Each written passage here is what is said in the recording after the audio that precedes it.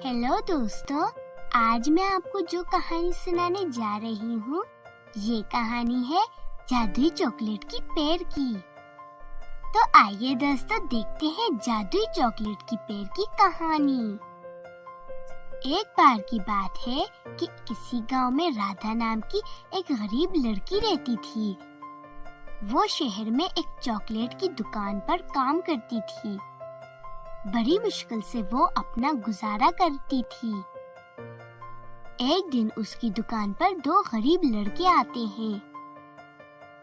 बच्चों, आपको कौन सी चॉकलेट चाहिए?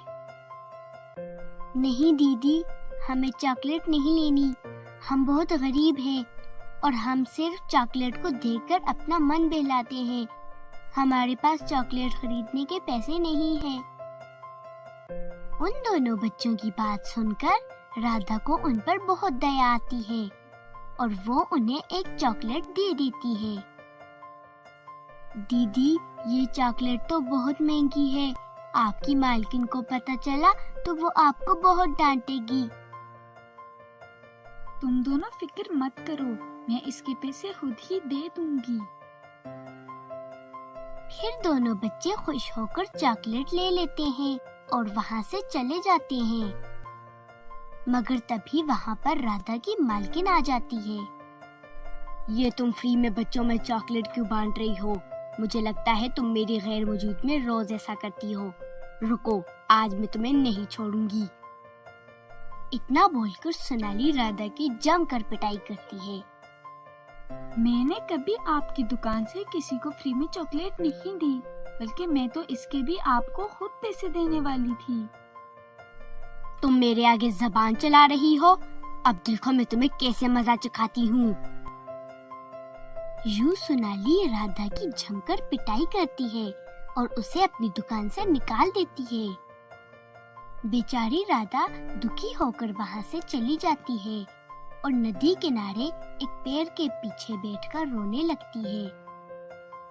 तभी उसे एक पेड़ नजर आता है जिस पर बहुत सी कैंडीज एंड चॉकलेट लगी होती है। राधा जल्दी से उस पेड़ के पास चली जाती है और वो पेड़ राधा से कहता है, राधा, मुझे तुम्हारे बारे में सब कुछ पता है। तुम एक अच्छी लड़की हो और मुझे अच्छे लोग बहुत पसंद हैं, इसलिए मैं तुम्हारी मदद जरूर करूँगा। बोलो, तुम्हें क्या चाहिए? इस दुनिया में मेरी जैसी और भी बहुत सी गरीब लड़कियां हैं जिनके पास चॉकलेट खरीदने के पैसे नहीं हैं। मैं उन सबको फ्री में चॉकलेट देना चाहती हूँ और उनकी मदद करना चाहती हूँ। तुम बहुत नेक दिल हो, तुम मुझे अपने घर ले चलो, मैं तुम्हें रोज बहुत सी चॉकलेट दूंगा। राधा ये सुनकर बहुत खुश हो जाती है और उस पेड़ को अपने साथ अपने घर ले चलती है। घर पहुंचकर वो चॉकलेट का पेड़ राधा को बहुत सी चॉकलेट देता है। राधा उन सभी चॉकलेट को एक बड़ी टोकरी में इकट्ठा कर देती है। यूं वो पेड़ राधा को कुछ सोने के चॉकलेट देता है और कहता है, राधा, ये सोने के चॉकलेट हैं, तुम इन्हें बेचकर अपनी गरीबी दूर कर सकती हो। राधा उन चॉकलेट को बेच देती है और बहुत से पैसे इकट्ठे कर लेती है, जिनसे वो अपने लिए एक बड़ा घर बनवा लेती है और बहुत से नए कपड़े खरीदती है। यूं राधा गरीब बच्चों में चॉकलेट बांटने लगती है। इसी तरह कुछ दिन गुजर जाते हैं। एक दिन राधा की मालकिन राधा को चॉकलेट बांटते हुए देख लेती है। ये राधा के पास चॉकलेट खरीदने के पैसे कहाँ से आए? जरूर दाल में कुछ काला है, पता लगाना चाहिए मुझे। यूं सोनाली राधा का पीछा करके उसके घर तक पहुंच जाती है। राधा के घर को देखकर सोनाली बहुत हैरान हो जाती है। फिर वो देखती है कि राधा जादुई पेड़ से चॉकलेट टोकरी में इकट्ठा कर रही होती है। अच्छा, तो ये बात है। इसी चॉकलेट की पेड़ की वजह से राधा बहुत अमीर बन गई है। अब मैं इसे जान से मारकर इस पेड़ को ले लूंगी। शाम होते ही सोनाली एक पिस्तौल लेकर राधा के घर के अंदर घुस जाती है और राधा के कमरे में पहुंच जाती है। सोनाली, क्या बात है? तुम ये पिस्तौल लेकर मेरे कमरे में क्यों आई हो? ऑफ कोर्स राधा, मैं तुम्हें गोली मारने आई हूँ। यहाँ कहीं शादी तो नहीं जो मैं इस पिस्तौल से फायरिंग करूंगी।